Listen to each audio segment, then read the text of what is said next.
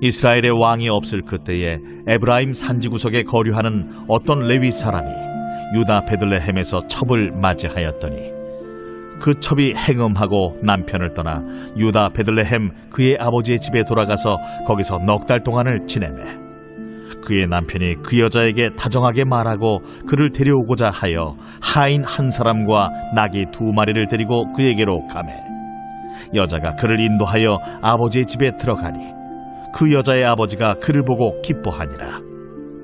그의 장인 곧 그 여자의 아버지가 그를 머물게 하매 그가 3일 동안 그와 함께 머물며 먹고 마시며 거기서 유숙하다가 넷째 날 아침에 일찍이 일어나 떠나고자 하매 그 여자의 아버지가 그의 사위에게 이르되 떡을 조금 먹고 그대의 기력을 돋운 후에 그대의 길을 가라. 두 사람이 앉아서 함께 먹고 마시매 그 여자의 아버지가 그 사람에게 이르되 청하노니 이 밤을 여기서 유숙하여 그대의 마음을 즐겁게 하라. 그 사람이 일어나서 가고자 하되 그의 장인의 간청으로 거기서 다시 유숙하더니 5째 날 아침에 일찍이 일어나 떠나고자 하매 그 여자의 아버지가 이르되 청하노니 그대의 기력을 돋우고 해가 기울도록 머물라. 하므로 두 사람이 함께 먹고 그 사람이 첩과 하인과 더불어 일어나 떠나고자 하매 그의 장인 곧 그 여자의 아버지가 그에게 이르되 보라, 이제 날이 저물어가니 청하건대 이 밤도 유숙하라. 보라, 해가 기울었느니라. 그대는 여기서 유숙하여 그대의 마음을 즐겁게 하고 내일 일찍이 그대의 길을 가서 그대의 집으로 돌아가라. 그 사람이 다시 밤을 지내고자 하지 아니하여 일어나서 떠나 여부스 맞은편에 이르렀으니 여부스는 곧 예루살렘이라. 안장지운 나귀 2마리와 첩이 그와 함께 하였더라. 그들이 여부스에 가까이 갔을 때에 해가 지려 하는지라 종이 주인에게 이르되 청하건대 우리가 돌이켜 여부수 사람의 이 성읍에 들어가서 유숙하십시다.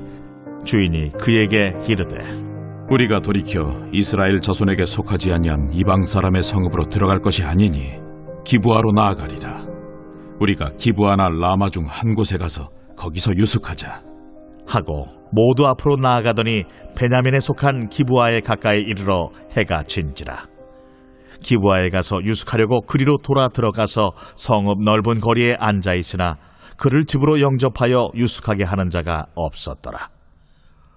저녁 때에 한 노인이 밭에서 일하다가 돌아오니 그 사람은 본래 에브라임 산지 사람으로서 기브아에 거류하는 자요 그곳 사람들은 베냐민 자손이더라. 노인이 눈을 들어 성읍 넓은 거리에 나그네가 있는 것을 본지라 노인이 묻되 그대는 어디로 가며 어디서 왔느냐? 그가 그에게 이르되 우리는 유다 베들레헴에서 에브라임 산지 구석으로 가나이다. 나는 그곳 사람으로서 유다 베들레헴에 갔다가 이제 여호와의 집으로 가는 중인데 나를 자기 집으로 영접하는 사람이 없나이다. 우리에게는 나귀들에게 먹일 집과 여물이 있고 나와 당신의 여종과 당신의 종인 우리들과 함께한 청년에게 먹을 양식과 포도주가 있어 무엇이든지 부족함이 없나이다. 그대는 안심하라. 그대의 쓸 것은 모두 내가 담당할 것이니 거리에서는 유숙하지 말라. 하고 그를 데리고 자기 집에 들어가서 나귀에게 먹이니 그들이 발을 씻고 먹고 마시니라.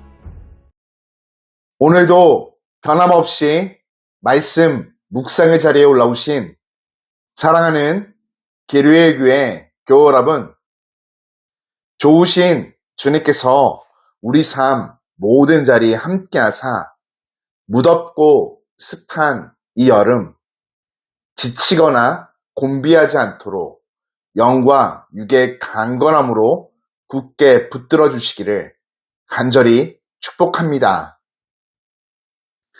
오늘 우리가 묵상하는 사사기 19장은 앞선 사사기 18장과 동일하게 이스라엘의 왕이 없던 때라는 말로 시작합니다.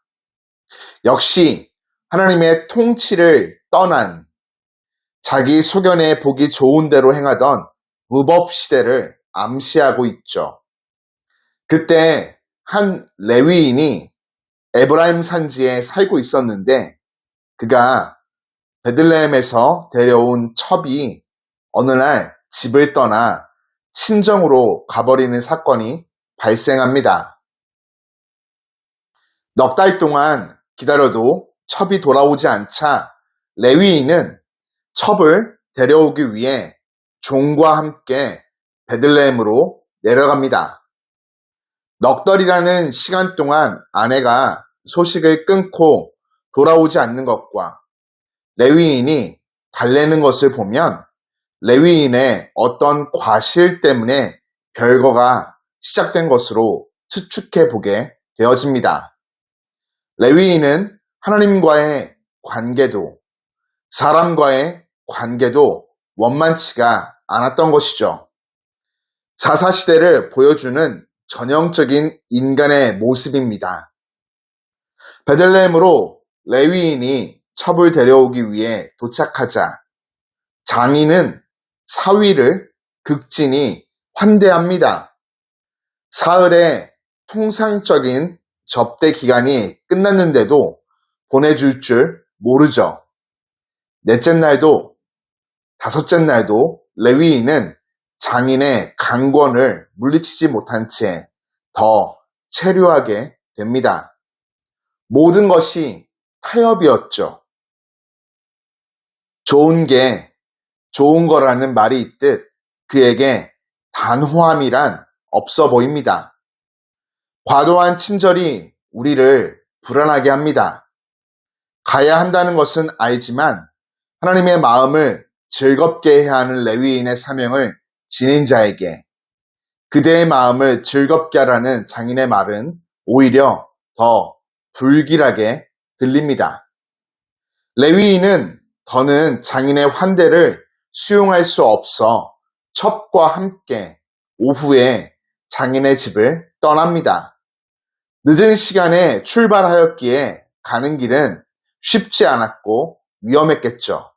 예루살렘에 가까이 오자 해가 지고 있었고 종은 여부스, 즉 예루살렘에 들어가서 자고 가자 제안을 합니다. 그러나 레위인은 동족이 사는 기브아까지 가자고 말하죠. 예루살렘에서 기브아까지는 약 6km가 떨어져 있는데 이곳에 오자 해가 지고 말았습니다. 그들이 성읍 광장에 앉아 있으나 당시의 환대법대로 그들을 맞아주는 사람이 없었습니다. 레위인은 동족에게서 차가운 냉대를 받을 줄 생각 못했던 것이죠. 나그네에게 숙소와 음식을 제공하던 당시 풍습을 고려하면 매우 이례적입니다. 기브아 사람들은 성읍 넓은 광장에 있는 레위인 일행을 거들떠 보지도 않았습니다. 이대로 가다가는 노숙을 해야 할 처지였죠. 그때 한 노인이 일하고 돌아오다 이들을 보고는 어디서 와서 어디로 가는지 묻습니다. 에브라임 산지로 간다고 하자 원래 에브라임에서 이곳으로 와서 카양살이 하던 노인은 이들을 자기 집으로 영접합니다. 노인은 나귀에게 먹이를 주고 이들과 함께 먹고 마시죠. 노인은 기대한 것 이상으로 극진한 환대를 제공합니다. 다행히 노인의 환대를 얻게 되었지만 여기서 우리는 당시 시대상이 나그네 대접을 강조하던 하나님의 명령도 이제 그들에게는 무시해도 좋은 일이 된 것을 확인할 수가 있습니다. 상상 이상으로 마음이 차갑고 사랑이 없던 시대로 바뀌어 버린 것입니다. 결국 이 모든 이야기는 한 사람의 개인사를 넘어 사사시대 전체의 영적인 온도를 보여주는 창이 되어집니다. 레위인의 무기력함, 공동체의 냉대 속에서 우리는 하나님이 없는 세상의 민낯을 마주하게 되죠. 오늘 말씀을 묵상하며 우리는 삶의 자리에서 어떤 영적인 지혜를 깨달아 옳은 길로 나아갈 수 있을까요? 첫째, 내가 머무는 공동체의 온도를 체크해 보아야 하겠습니다. 레위인 일행이 성읍 광장에서 환영받지 못한 장면은 단순히 이야기 그 이상의 의미를 담고 있습니다. 우리의 교회, 소그룹, 심지어 가정이 새로운 사람에게 닫혀있는 구조는 아닌가 돌아보아야 하겠습니다. 나와 다른 배경, 연령, 상처를 가진 사람들에게도 환영합니다 라고 고백할 수 있는 신앙적인 여유와 사랑이 나와 우리 공동체 안에 있는지 점검해 보아야 하는 것이죠. 오늘 따뜻함으로 이웃들에게 먼저 손을 내밀고 안부를 묻고 그들을 품는 삶을 실천해 보기를 권면드립니다. 둘째, 나는 지금 어떤 리더인가 체크해 보아야 하겠습니다. 말을 전하는 자입니까? 아니면 말만 하는 자입니까? 레위인은 레위 지파, 곧 말씀을 맡은 자입니다. 그러나 그는 가정에서 책임을 회피했고 타협에 익숙했으며 공동체를 이끌 만한 분별력도 없었죠. 말씀 맡은 자가 말씀대로 사는 자가 되지 않으면 그 영향력은 파괴적으로 변하게 됩니다. 가장 먼저는 목회자인 제가 저를 깊이 성찰하고 점검하며 하나님 앞에 바로 서야 하겠고, 저뿐만 아니라 여러분 모두가 각자 맡은 자리에서 하나님의 기준을 분명히 세우며 살아가고 있는지 점검해 보아야 하겠습니다. 타협은 거절하고 말씀을 붙들어 하나님의 기준을 따라 살아가는 작은 결단을 실천해야 하겠습니다. 그것이 바로 내 소견에 옳은 대로가 아닌 하나님의 뜻에 합한 대로 살아가는 삶의 시작이기 때문이죠. 사랑하는 교우 여러분, 새롭게 시작하는 복된 날, 겸손히 요청드리기는 기류의 교회에 말씀 맡은 사역자들이 세상과 자기 자신의 스스로 타협하지 않고 온전히 하나님의 뜻에 순종하는 삶, 바른 분별력을 갖추어 신앙 공동체를 올바로 이끌어가는 리더로 세워질 수 있도록 중보를 해주시기를 부탁드립니다. 더불어 우리 신앙 공동체가 사사시대와 같이 차갑고 냉랭한 폐쇄된 공동체가 아닌 언제나 예수 그리스도의 사랑으로 누구라도 들어와 함께 하나됨을 얻고 따뜻함 가운데 머물 수 있는 신앙 공동체 될 수 있도록 마음 모아 기도해 주시고 또 함께 노력해 주시기를 부탁드립니다. 오늘도 주님 안에 우리 모두가 굳게 붙들려 인도함 받는 복된 날 되기를 간절히 소망하며 축복합니다.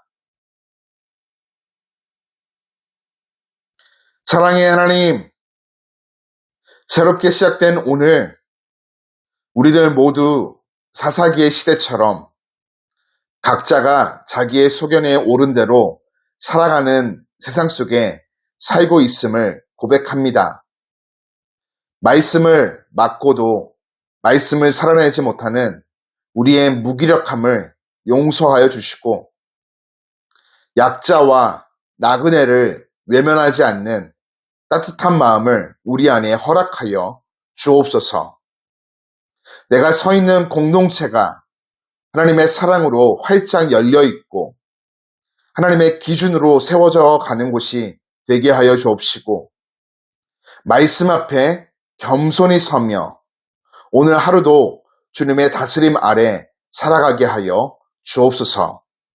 주님, 주님의 거룩한 뜻을 우리의 삶에 온전히 이루어 주옵시고 우리가 주님의 거룩한 도구 되게 하여 주옵소서. 무덥고 습한 계절 모두가 지치지 않고 곤비하지 않도록 몸과 마음에 강건함을 더하여 주시고 주님의 선한 인도하심 아래 삶을 온전히 위탁하며 승리할 수 있도록 지켜 돌보아 주옵소서. 예수님 이름으로 기도드립니다. 아멘.